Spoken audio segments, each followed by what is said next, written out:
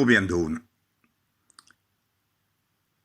Io ero ancora un creaturiello quando avevo mercato con mamma. Da casa ci volevano più o meno una ventina di minuti a piedi e si passava innanzi a un bell'albero d'urma, assai vicino a un marciapiede sgarrupato, proprio di fronte a un vecchio che venne a benzina. Ogni volta io mi volevo fermare qualche minuto perché l'albero era così grosso mi piaceva troppo assai. E quando era la stagione, certe persone anziane si portavano una seggiola e rimanevano ore e ore a chiacchierare e a guardare chi passava. Poi passai il tempo e il piantone, a così tutto quanto lo chiamavano, a diventare un posto fisso in una guaglionera di gente drogata o qua a capo.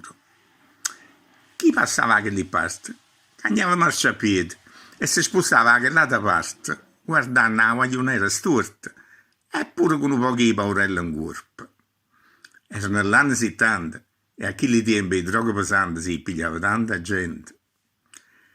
Io non ero più un pesciatello, ma stavo crescendo. E un giorno passai annanzi al piantone e mi fermai. Io ero guaglione pure io, e chi li guaglioni, pure che tenevano qualche anno in più, non mi facevano paura. Anzi, non mi fosse manco dispiaciuto di conoscere meglio.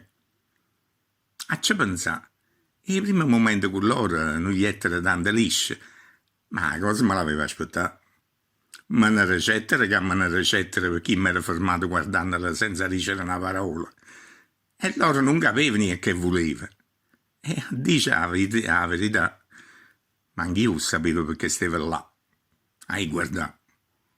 Però poi, piano piano, la situazione cagnai.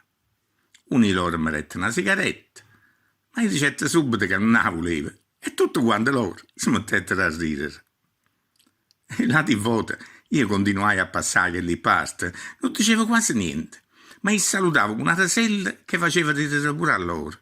Tanto è vero che mi chiamavano Cucciolo e mi trattavano quasi come un compagnello. A me mi parevano sempre un poco curiosi, perché certe loro tenevano la capa un po' in nuvola, ma non erano mica antipatici.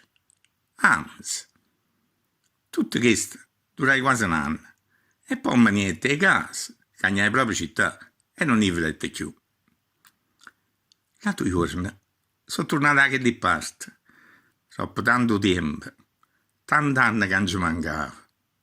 O piantone non ci sta più, e manca quello che veniva a benzina.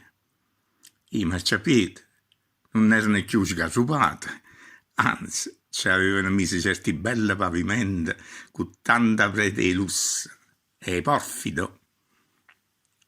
Ci stavano un sacco di lampioni e pure i panchini sotto a tanta pianta ancora piccerelle che però già servivano a fare ombra quando è la bella stagione. Me ne dite che qualcuno che li vogliono veramente è morto. E quando me l'hanno detto, mi sono sentito un poco curioso. E poi per un momento, ma solo per un momento, ho pure sentito la mano di mamma che mi stringeva la mano. E ho visto un'altra volta un guaglione che mi voleva far fumare una sigaretta. E mi è tornato a mente come rideva. E mi è salita rindo naso l'odore della benzina. E chi sa come, chi sa perché, mi è paruto come se stesse ancora là, usciusce leggero del vento che muoveva le foglie e quell'albero tanto bello.